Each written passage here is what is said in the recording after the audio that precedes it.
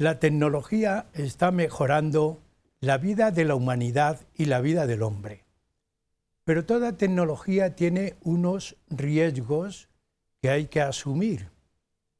Muchas veces pensamos cómo buscar, cómo utilizar una tecnología que utilice energías limpias, que evite ese efecto invernadero en el que está sometido el planeta y que contribuye el hombre a él. ¿Cuántas preguntas nos podemos hacer ante estas cuestiones? La primera, única, incluso irrepetible, pero ¿hay una tecnología limpia? También tenemos que pensar, ¿realmente existe una no solamente preocupación, sino también efectivamente una realización de reducir lo que es el efecto invernadero? Y una tercera cuestión que nos preocupa, la transición energética.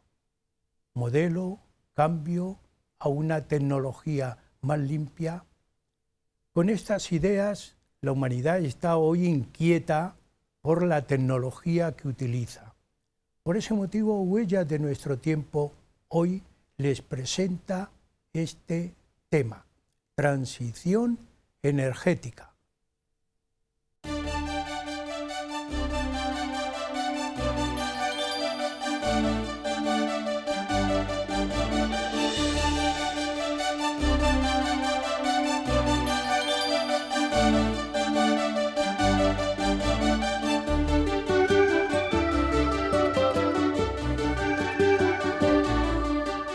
Transición energética, recursos minerales, energía.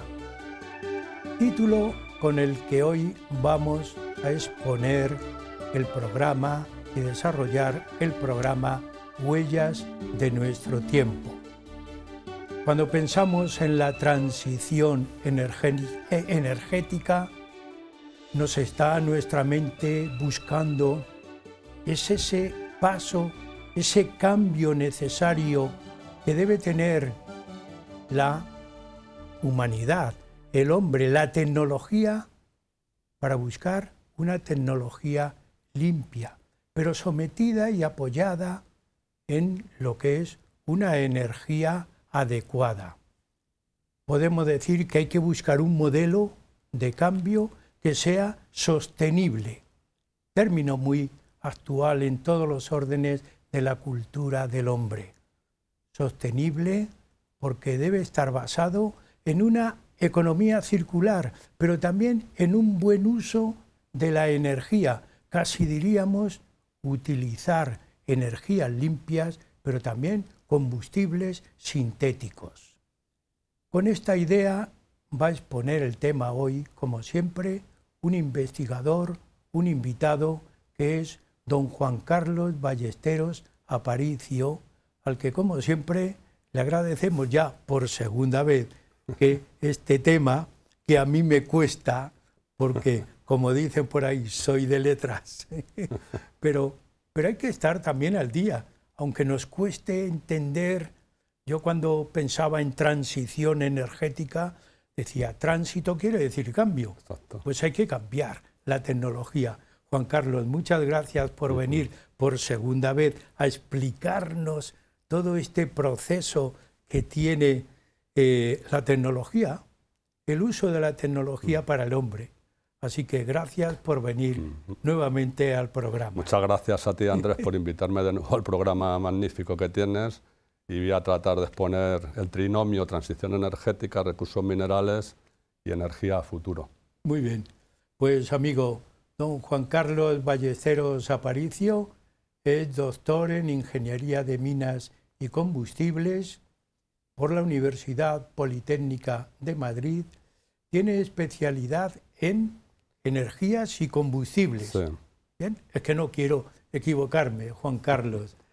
Ha sido profesor de la Universidad Politécnica de Madrid y actualmente es profesor de Matemáticas y Física en la Universidad de Castilla-La Mancha.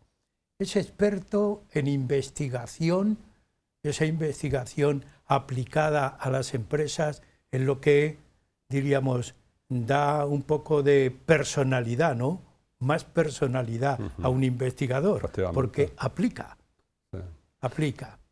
Bien, además, don Juan Carlos Ballesteros Aparicio ha sido prioste primero en la Cofradía Internacional de Investigadores de Toledo y es también académico correspondiente de la Academia de Bellas Artes y Ciencias Históricas de Toledo.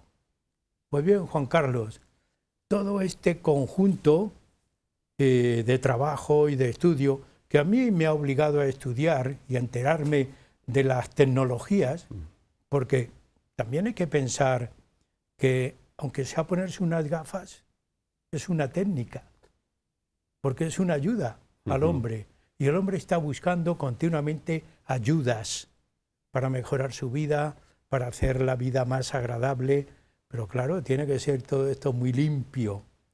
Pero tiene que haber acuerdos internacionales. Esto no es cuestión de una nación. ¿Cuándo realmente surge la preocupación de estos acuerdos internacionales? Bueno, en primer lugar, partimos de la base de que el cambio climático actual es de calentamiento global excepcionalmente acelerado. Va todo muy rápido, ¿no? En 2015, en el Acuerdo de París, se adopta el objetivo de limitar el incremento de la temperatura media global en la Tierra, tomando como referencia los niveles preindustriales, a 2 grados centígrados. Y hacer o redoblar esfuerzos para que este incremento sea de 1,5 grados a final de siglo y llegando a la neutralidad climática en 2050. Llegar a la neutralidad climática en 2050 implica tener emisiones netas cero, lo cual todas las emisiones antropogénicas de CO2, es decir, las que genera el ser humano, el CO2, recordemos que es el gas de efecto invernadero más importante, tienen que ser absorbidas por sumideros naturales como son los océanos y la vegetación principalmente. Para llegar a una economía descarbonizada o baja en carbono es necesario que entre en juego la transición energética. ¿Pero qué es la transición energética? La transición energética no solamente implica la sustitución de unos combustibles por otros, sino que implica grandes transformaciones en los sectores energéticos con implicaciones políticas, económicas y sociales que trascienden mucho más allá de estos sectores. Por otra parte, para desplegar todas las tecnologías que configuran la transición energética, se tiene en cuenta de que hay que hacer un despliegue grandísimo en energías verdes o limpias, en tecnologías de almacenamiento de energía que van a ser fundamentales para el desarrollo de la generación de energía eléctrica y la electrificación del transporte. Hay que hacer un despliegue también masivo de tecnologías de eficiencia energética, incorporar vectores energéticos en el modelo actual, como puede ser el hidrógeno verde, e incluso hacer un despliegue masivo de todas las tecnologías de comunicaciones. El hacer este despliegue tecnológico va a requerir, por una parte, la demanda de grandes recursos naturales convencionales, como pueden ser gravas, arenas, cementos, que son los hormigones, aceros y aluminios, pero también va a demandar una gran cantidad de diversos materiales, entre los que se encuentran los recursos minerales.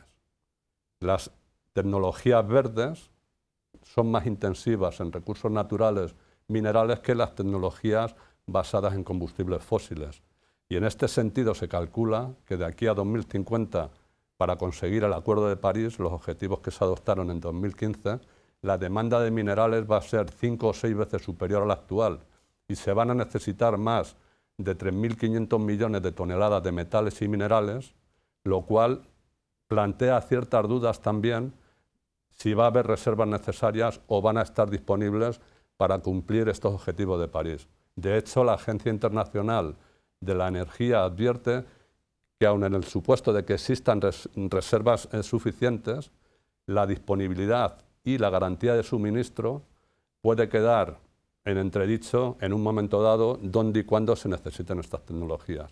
Es decir, estamos pasando a un modelo energético verde, limpio, renovable, que necesita de recursos naturales, metales y minerales que no son renovables para producir esta energía limpia. Sí. Juan Carlos, a mí se me ocurre, yo soy un estudioso, aunque sea un principiante, se me ocurre que tú has citado el Acuerdo de París, siempre diríamos como inicio a todo ese fundamento de actividad que debe tener la humanidad entera. Deben estar de acuerdo los principales países, no solamente productores de minerales y de elementos suficientes para aplicar a la tecnología, sino también los ejecutores en tecnología. Todo esto supondrá reuniones periódicas, acuerdos periódicos. Realmente todo esto sigue unos pasos sociopolíticos. Sí, efectivamente, hay cumbres del clima cada cierto tiempo. Se empezó en el Protocolo de Kioto, luego en Río de Janeiro en 1992, y todo esto ha culminado en 2015 con el Acuerdo de París. Hay un seguimiento a nivel internacional y el Acuerdo de París, que es vinculante, lo firmaron 192 países. Tú has hablado, y además yo estoy de acuerdo contigo, dos conceptos para los que no somos estudiosos del tema, pero cuando hablamos de recursos y hablamos también de energías limpias, pero energías también un poco que se va manteniendo en el tiempo y tienen que cambiar. Esa diferencia, ¿cómo puedes aclarar un poco más ese concepto de energía? Sí, quiero transmitir un poco todo el tema de energías verdes y limpias, la dependencia con recursos minerales. Y en este sentido, todo el despliegue tecnológico de energías verdes, limpias en este sentido, va a necesitar de la minería para la extracción de recursos naturales. Hay que pensar que todos los elementos y dispositivos que configuran estas tecnologías necesitan de la extracción minera de esos recursos naturales y necesitan también de la metalurgia para su procesamiento.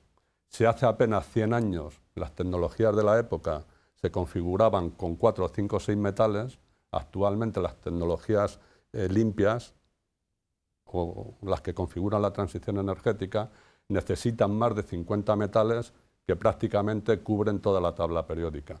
En comparación, estas tecnologías con las basadas en combustibles fósiles, por ejemplo, centrales térmicas de carbón, centrales de gas natural, ciclos combinados e incluso las centrales nucleares, las tecnologías limpias como puede ser la fotovoltaica, la eólica, la geotermia y el almacenamiento de energía, como podemos ver en la imagen, demandan gran cantidad de metales y de minerales. Solamente en el sistema o la tecnología de almacenamiento de energía, que es clave para el desarrollo del vehículo eléctrico y también para las nuevas generaciones de energía eléctrica, vamos a tener un incremento de litio y de cobalto de aquí a 2050 de 60 y 30 veces la demanda que tenemos actualmente.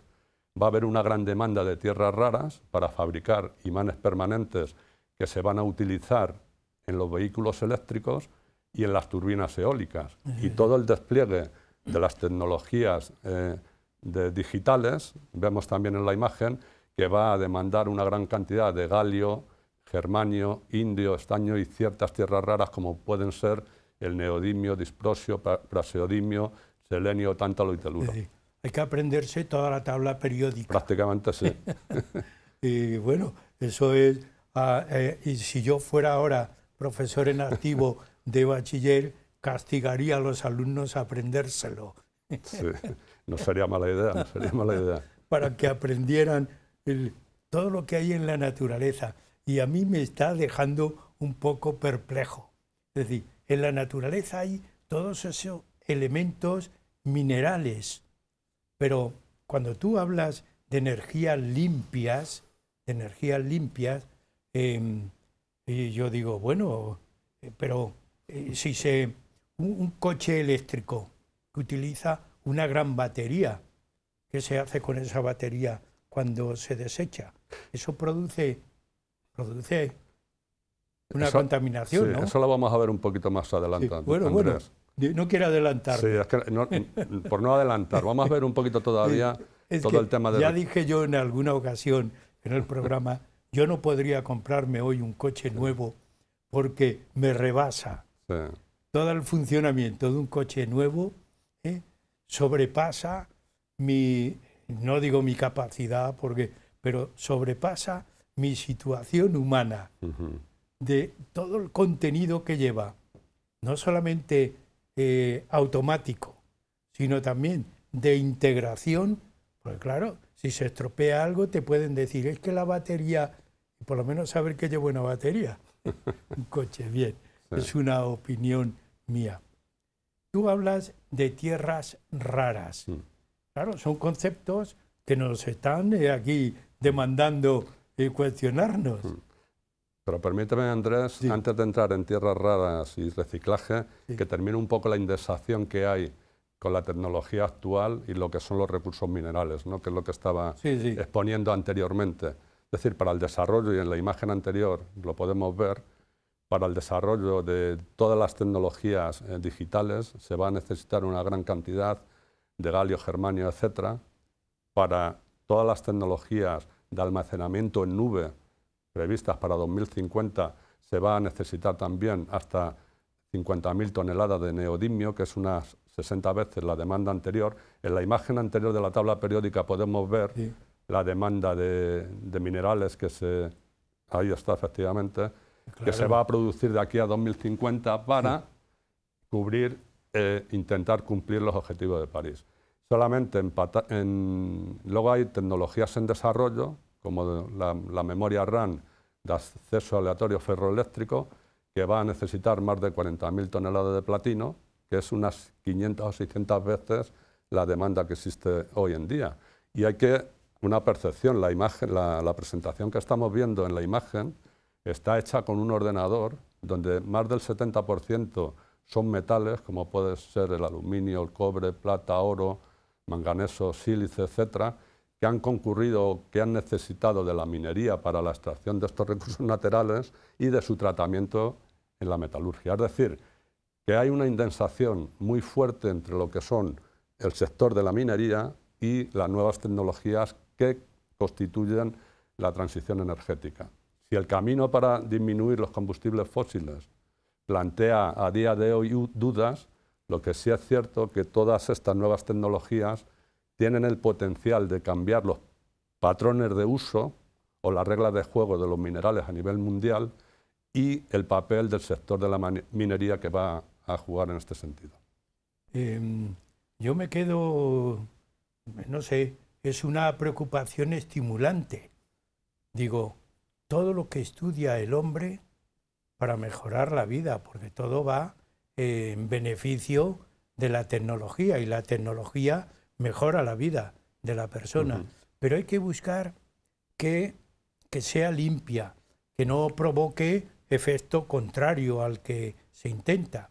Y todo eso es un estudio que está haciendo el hombre continuamente. Es decir, lo que aparentemente para un no estudioso o un no científico, es decir, mira, aquí tenemos arena, grava, aquí tenemos piedras, ¿sí? Para un estudioso, en todo eso está buscando elementos suficientes para poder aplicarlo a la tecnología. Esa es la idea un poco que podemos ir sacando, ¿no? Sí, bueno, la idea fundamental que tenemos que sacar, que para hacer tecnología, la presente y la actual y futura, que es la base de la transición energética, se necesitan recursos naturales, obviamente. Y eso sale los recursos naturales son de la Tierra, lo da la corteza terrestre, ¿no? Que tiene que descubrir y aplicar. Claro. Pero ahí hay un estudio. Un estudio, el tema no es sencillo ni mucho menos, hay mucho conocimiento acumulado durante mucho tiempo y también nuevos descubrimientos que se van haciendo progresivamente por el ser humano, ¿no? Sí. Todo esto, y por ir aclarando, que cuando nosotros adquirimos un aparato cualquiera, la tecnología usada es mejorada, ¿no? Claro. Mejorable por estos estudios de aplicación que estás exponiendo. Bien, pues vamos a continuar. Yo con los nombres, las tierras raras que decías anteriormente. Claro, le estamos dando unos adjetivos a la Tierra: energía limpia, energía menos limpia, contaminación atmosférica. Estamos dando adjetivos. Tú hablas de tierras raras. Sí. Hay una imagen que es un triángulo que se va a poner en pantalla ahora mismo, antes de pasar a tierras raras. Una de ellas son las proyecciones de todo lo que es la vorágine de la transición energética, en el sentido que hay que tener en cuenta que a mayor severidad climática, es decir, si yo quiero reducir la temperatura a 2 grados centígrados o a 1,5 grados centígrados de aquí a final de siglo, eso va a suponer un mayor incremento en la demanda de recursos minerales. Por ejemplo, en el sistema de almacenamiento de energía, por poner un ejemplo que es muy conocido por el tema del vehículo eléctrico, etcétera, todos los elementos constituyentes de una batería, como pueden ser aluminio, hierro, cobre, litio, cobalto, manganeso, etcétera, pueden sufrir de aquí a 2050, para cubrir el objetivo de París, un incremento del 2000% sobre la demanda actual. Y otra reflexión es, cuando se está incrementando la demanda de estos recursos naturales, eso implica también que cualquier falta de disponibilidad o de suministro puede tener unas implicaciones muy importantes en la velocidad de implementación de las tecnologías de transición energética.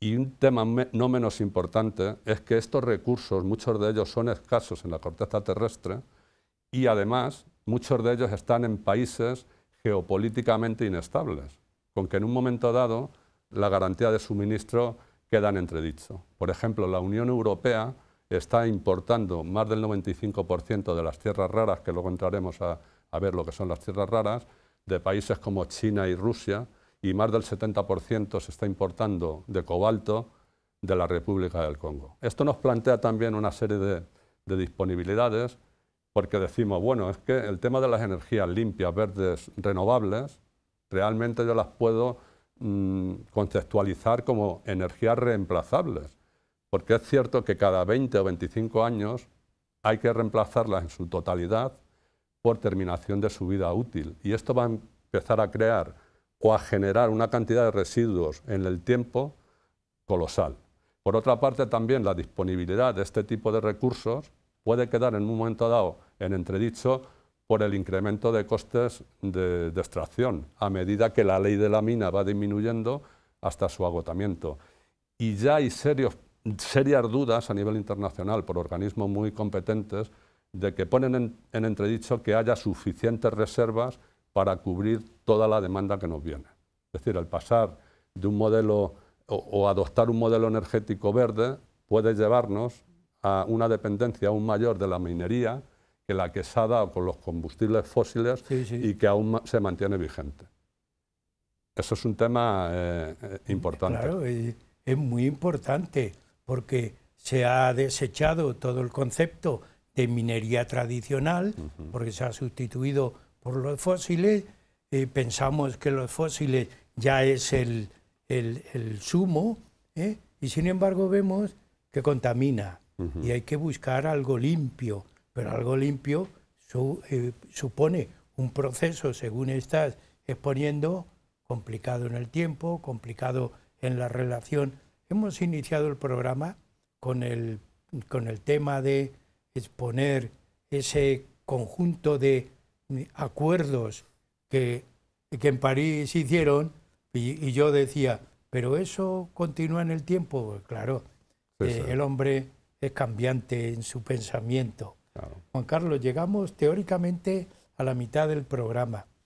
Yo quiero que esos conceptos, porque has dejado ahí lo de tierras raras, solamente una idea, descansamos y seguimos con tierras raras. ¿A dónde aplicamos lo raro? Pues lo raro, como veremos posteriormente, se está aplicando en todo el espectro de la tecnología moderna. Bien. Ni más ni menos. Bueno, porque tenemos que aclarar conceptos. Bien, Juan Carlos, pues llegamos a la mitad del programa. Como siempre, decimos a nuestros invitados que nos ven y nos escuchan, que estamos en el programa Huellas de Nuestro Tiempo, hoy hablando de energía, hablando de transición energética, cambios en la energía y la importancia que tiene para el hombre utilizar una energía limpia, una tecnología limpia. Pues un descanso y seguimos con ustedes.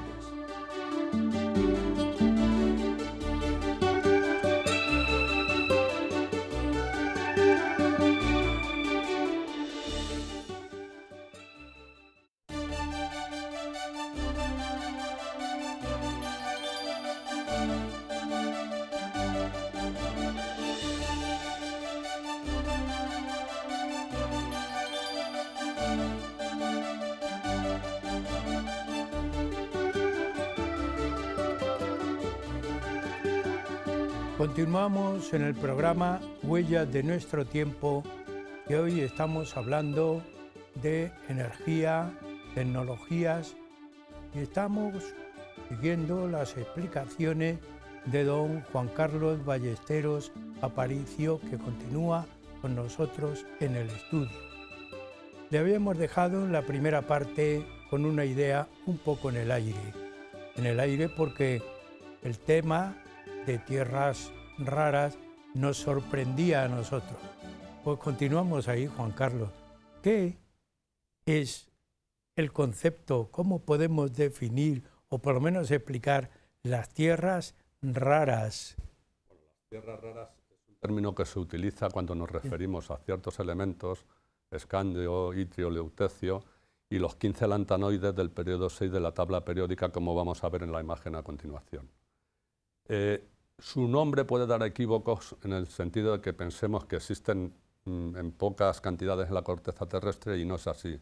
Su nombre viene del francés y hace referencia a que muchas veces la concentración de estas tierras raras, de estos elementos, se encuentra en pequeñas proporciones que no hacen rentable su explotación.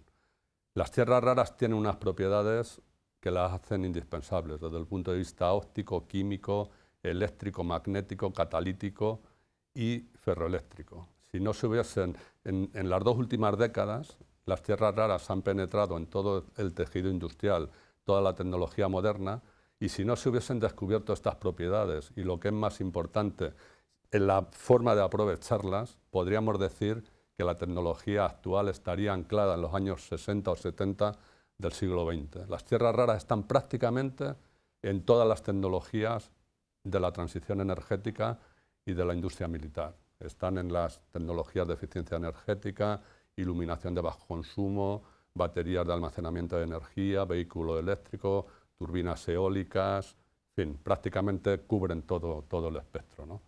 Y en este sentido también hay que tener en cuenta o identificar materiales críticos, en el sentido que una falta de disponibilidad puedan crear un problema de implantación y de velocidad de integración de este tipo de tecnologías. Hay ciertos elementos críticos, como pueden ser cobalto, litio, teluro, escandio, etcétera, que hay que tener presente para prevenir una falta de suministro. Tú has hablado de, ya lo has comentado anteriormente también en la primera parte, de baterías, de elementos que se utilizan para que funcionen los aparatos. Pero hay un problema, ya lo citaste, un problema de reciclaje. Efectivamente, es muy importante cuando estamos en un proceso de descarbonización y en un proceso de implementación de tecnologías verdes que van a generar residuos, el ir al máximo a una economía circular. Esto quiere decir que todos los recursos naturales los vamos a mantener el mayor tiempo posible en el ciclo productivo, vamos a reducir las emisiones de gases de efecto invernadero en su producción y es la base de lo que es la economía circular. Sí es cierto que la gran demanda que se está produciendo y ciertos aspectos desde el punto de vista de la tecnología, de reciclaje y de fabricación de algunos elementos justifican que se siga extrayendo recursos naturales de la corteza terrestre. Por ejemplo, hay elementos o procesos de reciclaje altamente costosos desde el punto de vista energético. Hay que pensar que muchos recursos minerales están embebidos en otro tipo de materiales y energéticamente es completamente deficitario y no se pueden recuperar. Hay también procesos de reciclaje que no se conocen y no sabemos cómo extraer estos recursos minerales, por ejemplo, la fibra de carbono en las palas de los molinos eólicos, o hay procesos también de fabricación que necesitan una gran pureza de ese elemento y no podemos utilizar elementos reciclados, o también técnicas de reciclaje que producen pérdida de material, como es cuando estamos reciclando baterías de ion litio, hay pérdida de litio. Y también la generación de chatarra no es suficiente para la gran demanda de ciertos metales que se está dando. Es decir, es complicado el tema. No solamente hay que producir, sino después hay que reciclar. Exacto. Es decir, esa es la clave. Bien. Todo esto crea estados anímicos importantes en el mundo. Hay quien se lo cree, pues no está cambiando tanto. Hay quien se cree que el cambio climático es efectivo, que para qué tanta tecnología nueva. Realmente, ¿cómo está esta opinión entre el mundo científico y no científico? Bueno, es un tema delicado porque el calcular todos los flujos de CO2 o de carbono entre atmósfera, océano, vegetación, etcétera, no es fácil. Es un tema muy complejo y hay mucha gente que no se cree el cambio climático, pero cuando digo mucha gente, gente que técnicamente y científicamente está muy preparada. Y yo ahí, bueno, que cada uno se haga su opinión, y yo lo que suelo hablar en charlas con amigos o en algunos foros es lo que voy a exponer a continuación y que cada uno saque sus conclusiones que crean oportunas. A mí me gusta hablar de los ciclos astronómicos de Milankovitch. Milutin Milankovitch fue un ingeniero y un astrofísico croata que nació en 1879 y este señor desarrolló una teoría por la cual relacionaba el cambio climático con la trayectoria de la Tierra alrededor del Sol. Concurrieron en su teoría diferentes disciplinas como la astronomía, las matemáticas, la geología y la geofísica. Los parámetros más importantes de la teoría de Milutin Milankovitch, de sus ciclos astronómicos, es la excentricidad. La excentricidad es la forma de la órbita de la Tierra alrededor del Sol y mide cuánto se separa esta órbita de un círculo perfecto, porque con el tiempo y debido a la fuerza de gravitación de los dos planetas gaseosos más importantes del sistema solar, Júpiter y Saturno, esta órbita circular pasa ligeramente elíptica. Y ahora mismo nos encontramos en una órbita levemente elíptica, más circular, que sigue un ciclo de 100.000 años. El otro parámetro importante de la teoría de los ciclos astronómicos es la oblicuidad o la declinación, que es el ángulo que forma la recta que une el centro de la Tierra con el Sol, que es el plano de la eclíptica, con el plano que contiene al ecuador o plano ecuatorial. Este ángulo, en el último millón de años, ha variado entre 22,1 a 24,5 grados, y actualmente se encuentra en 23,45 grados. Este ángulo varía constantemente a medida que el Sol hace la trayectoria de su órbita, la Tierra orbita alrededor del Sol. Y es el responsable de que tengamos las estaciones en la Tierra: verano, otoño, primavera e invierno. Y luego, por último, está otro parámetro muy importante, que es la precesión, como vemos en las imágenes de la pantalla, que tiene dos parámetros fundamentales: la precesión axial, que es el movimiento del eje de rotación de la Tierra alrededor de una línea ortogonal al plano de la órbita. Este describe un cono y es debido a las fuerzas de marea, atracción de la gravedad de la Luna y del Sol. Y luego está, si ahora vemos, miramos al norte de la bóveda celeste, vemos la estrella polar, pero hace 12.000 años lo que veíamos era la estrella Vega. Y luego está la precesión absidal, que no solamente se mueve o se tambalea el eje de rotación de la Tierra, sino que también se tambalea lo que es toda la órbita elíptica de la Tierra, y en esta ocasión debido a la atracción gravitatoria de Júpiter y Saturno. Estos dos movimientos de precesión dan la precesión general, que sigue un ciclo de 23.000 años. Los ciclos de Milankovitch actúan en periodos de tiempo muy largos, de decenas de miles a cientos de miles de años, y pueden sufrir variaciones o hacer variaciones de hasta un 25% de la energía que llega del Sol, en latitudes medias entre 30 y 60 grados respecto al ecuador, y tanto en el hemisferio norte y en el hemisferio sur. Ahora mismo nos encontramos, sincronizan muy bien estos ciclos las eras glaciales e interglaciales. Ahora mismo nos encontramos en un periodo interglacial, que es el periodo menos frío entre dos edades de hielo, y si no existiese este cambio climático de calentamiento global, los ciclos astronómicos de Milankovitch predicen que la Tierra se debería estar enfriando en un ciclo que empezó hace 6.000 años.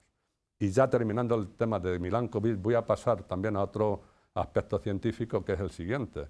Si nosotros razonamos que el calentamiento global viene del Sol, es lógico pensar que la parte baja de la atmósfera, la troposfera, y la parte alta de la atmósfera, la estratosfera, se deberían estar calentando. Hay seguimientos por globos y satélites donde se están cuantificando estas temperaturas y se observa que la troposfera y el suelo de la Tierra se está calentando y la estratosfera se está enfriando, lo cual es una contradicción.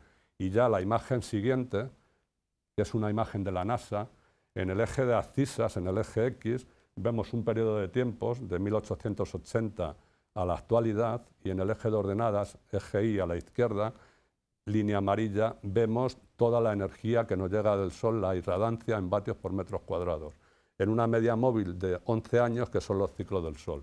Y en la parte derecha estamos viendo el incremento de temperatura media global en la Tierra. Pues bien, si nos fijamos en esta gráfica, a partir de 1950 observamos que la energía que nos ha llegado del Sol prácticamente no ha variado, y en cambio el incremento de temperatura media global ha hecho un incremento muy notable. Por tanto, se puede concluir que es muy improbable que el efecto de cambio climático actual sea provocado por el Sol. Y luego hay otro indicador que no voy a entrar y podría ser objeto de otro programa, además muy interesante, que son el tema de las corrientes marinas, las corrientes oceánicas, las corrientes termohalinas. Hay ya grupos científicos muy potentes que están avisando que estas corrientes, que son los grandes intercambiadores de calor del planeta, están dando señales de parada, de colapso. Si eso ocurre, tanto las corrientes del Atlántico en los dos extremos, podrían producirse disminuciones de temperatura de hasta 12 o 14 grados centígrados, lo cual sería una catástrofe. Termohalina quiere decir temperatura, termo, temperatura, y halina, salinidad. Y estos dos parámetros los estamos modificando con el cambio climático. Y ya a partir de aquí cada uno saque sus conclusiones. Una explicación perfecta y completa. Pero bien, el hombre tiene que preocuparse por estos problemas, y también estamos, diríamos, a nivel mundial reclamando que el propio hombre reflexione cómo puedo yo ayudar a no aumentar esta temperatura que influye en el cambio y que a la vez influye en el cambio de vida de la propia humanidad. Eso es un pensamiento que se queda ahí para la reflexión. Pero tú estás también exponiendo que la tecnología necesita unas energías que se le está aplicando el término energías limpias, que son muy necesarias. Y hay una de ellas que posiblemente políticamente se ha ido aparcando, la energía nuclear, la fusión nuclear. ¿Cómo se puede exponer esta idea, que a lo mejor no hay tantos elementos fundamentales para hablar, o sí? Bueno, tiene mala imagen la fisión nuclear, que es las centrales actuales. La fusión nuclear no existe a nivel industrial en la Tierra y se está trabajando desde hace varias décadas, y ahora expondré un poco en qué consiste. Pero antes de nada, hacia 1920, Sir Arthur Eddington, que fue un filósofo y un astrónomo muy famoso británico en la primera mitad del siglo XX, que por cierto fue el que demostró la teoría de relatividad de Einstein, aprovechando un eclipse solar en 1919, y demostró la curvatura de la luz con la gravedad del Sol. A partir de ese momento, Einstein se hizo famoso a nivel mundial, que todavía persiste, lógicamente. Sí, sí. Hay que recordar que Einstein, cuando formula la teoría de la relatividad en 1919, nadie le conocía prácticamente, porque la teoría de la relatividad tenía un problema, que solamente la entendía él, la entendía Eddington y la entendía 2 o 3 científicos más. Entonces, Einstein estaba, digamos, un poco aislado en Alemania, y con la demostración por Eddington saltó a la fama mundial. Y que, por cierto, Einstein ganó el premio Nobel no por la teoría de la relatividad, sino por el efecto fotoeléctrico, que es el fundamento físico de las placas solares. Bueno, pues volviendo a Eddington, este señor fue el primero en formular que toda la energía que se produce en el Sol y en las estrellas son procesos de fusión. Él postuló de que se daba la fusión del hidrógeno para producir helio y energía, y esto fueron unas ideas revolucionarias que luego dio a continuación el descubrimiento de la fusión nuclear. En aquella época no se conocían los fenómenos de fusión nuclear, ni la energía termonuclear, ni se sabía que las estrellas y el Sol estaban compuestos por hidrógeno principalmente. Es decir, estamos ante una energía masiva que es el motor del universo, que se produce en las estrellas y en el Sol. Y para describir, y entro ya un poco en qué consiste la fusión nuclear, si vemos la siguiente imagen, hay diferentes reacciones de fusión nuclear que se producen en las estrellas y en el Sol. Yo me voy a limitar a describir una de ellas, que entre comillas es la más fácil de reproducir en la Tierra, ¿no? Y consiste en fusionar, en juntar 2 isótopos ligeros, que son el deuterio y el tritio, son 2 isótopos del hidrógeno, y en esta fusión, en este choque, vamos a obtener un elemento más pesado, el helio, un neutrón y una cantidad de energía gigantesca. Para calcular esta energía, vamos a hacer un balance de masas con unidades de masa atómica, y observamos, viendo la imagen, que hay una pérdida de masa en cuanto a los reactivos y los productos obtenidos.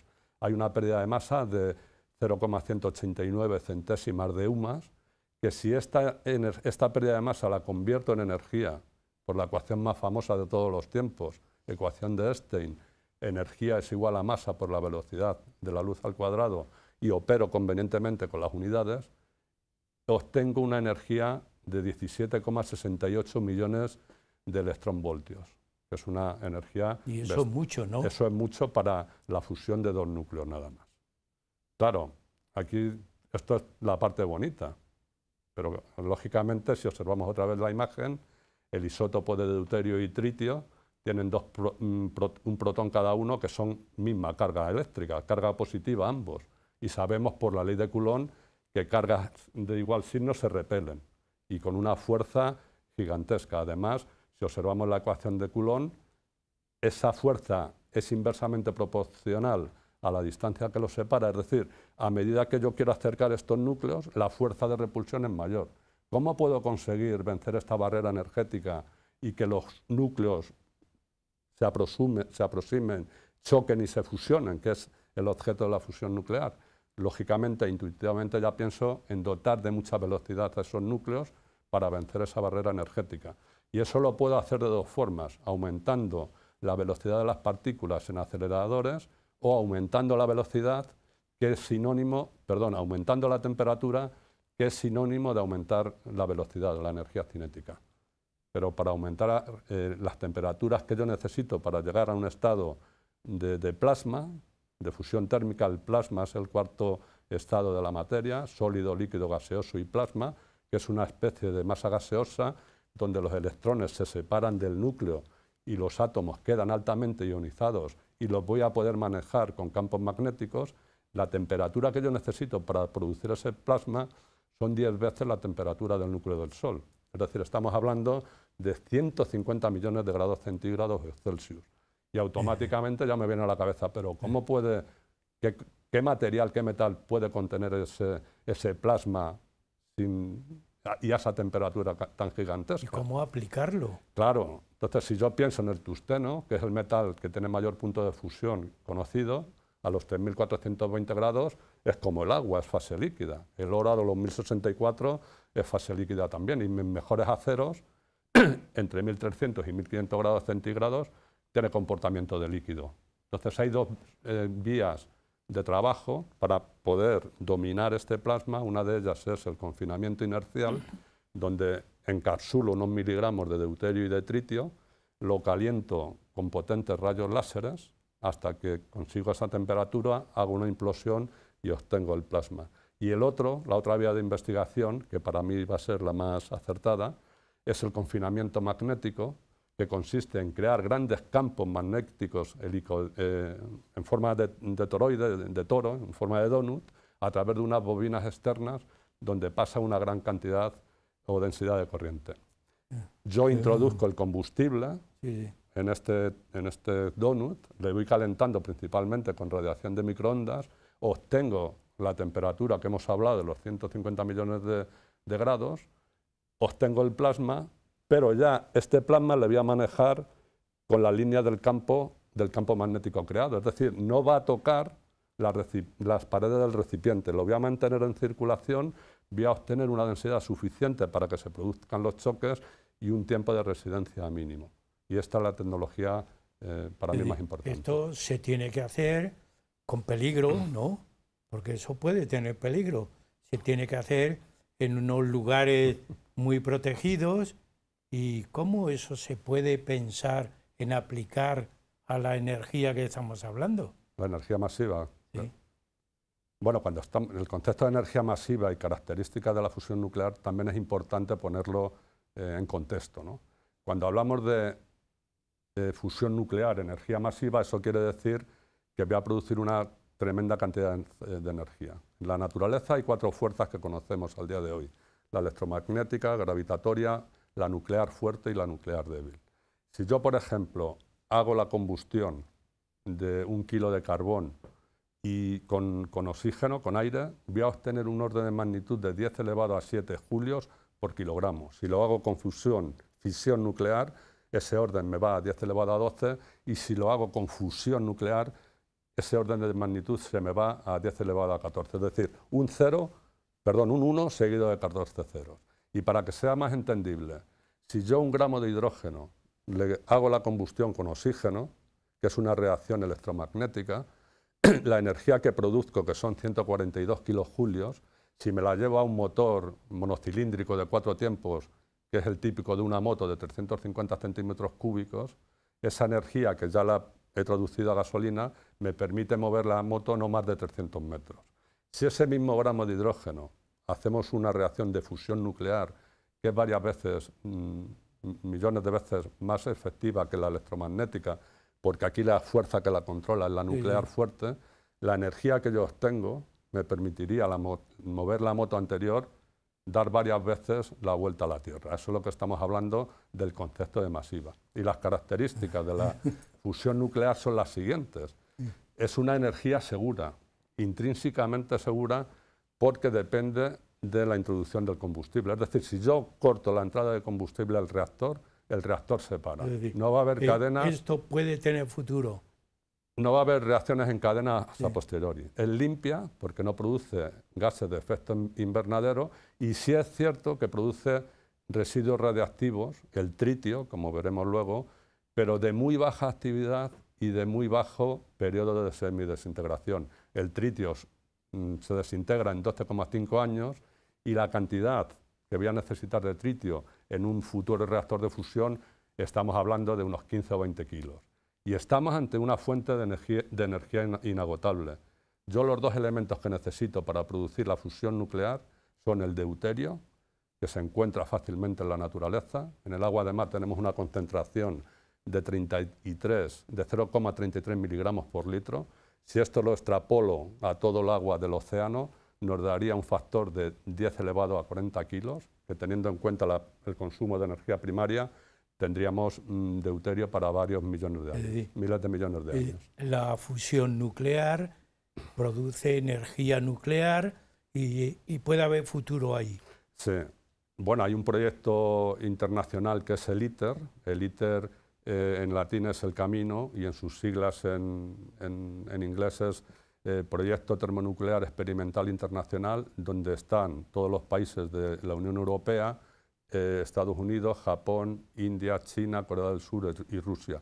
El corazón es el confinamiento magnético, y estos países representan más del 50% de la población y más del 85% del Producto Interior Bruto. Estamos hablando de un respaldo muy potente en esta tecnología.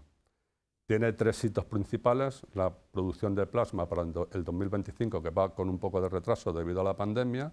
Tiene también manejo seguro de plasma, deuterio y tritio para el 2035, y para el 2060 la primera central de demostración comercial llamada DEMO. Y ya a final de siglo la tecnología estaría dispuesta para el despliegue industrial. Estamos hablando de una tecnología no para hoy ni para las siguientes generaciones, pero los problemas energéticos de la humanidad del mañana se tienen que empezar a trabajar hoy. Bueno.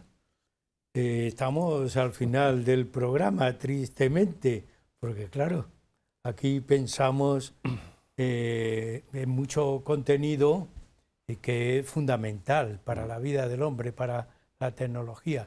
Todo esto que se está investigando, se está trabajando, ¿podemos llegar a alguna conclusión hoy? Sí, hay una imagen que la vamos a ver ahora en la pantalla, que es ya el resumen un poco de todo esto. En la parte izquierda hay 2 proyecciones. La gráfica izquierda superior hay una proyección de la población mundial en miles de millones de 1950 a 2100. Vemos que ahora mismo estamos sobre los 8.000 millones y en 2100 vamos a oscilar entre 10.000 y 11.000, unos 10.500 millones, es decir, de 1950 a 2100 hemos multiplicado por 5. Y luego en la imagen inferior es el consumo, la demanda de consumo de energía primaria, donde observamos también que de 2000 a 2100 se va a multiplicar esa demanda de energía. Quiero decir con esto que la presión sobre todos los recursos de todo tipo del planeta se va a seguir produciendo en el futuro. En este contexto estamos en un dilema, en una encrucijada energética provocada por el cambio climático, por el calentamiento global, que hemos estado hablando, que tiene consecuencias potencialmente catastróficas aún no muy bien conocidas. Por otra parte, queremos hacer un despliegue importante de todas las tecnologías de la transición energética, pero estas dependen a la vez de recursos minerales en variedad, cantidad y disponibilidad. Recursos, recordemos, que no son renovables. Y aquí todo tipo de energías cuentan, es decir, con sus ventajas e inconvenientes. Las renovables, la energía solar fotovoltaica, la energía solar termoeléctrica, eólica, biomasa, etcétera, e incluso también la energía nuclear de fisión, la que está ya consolidada. No hay que verla una competidora con respecto a la energía renovable, sino complementaria.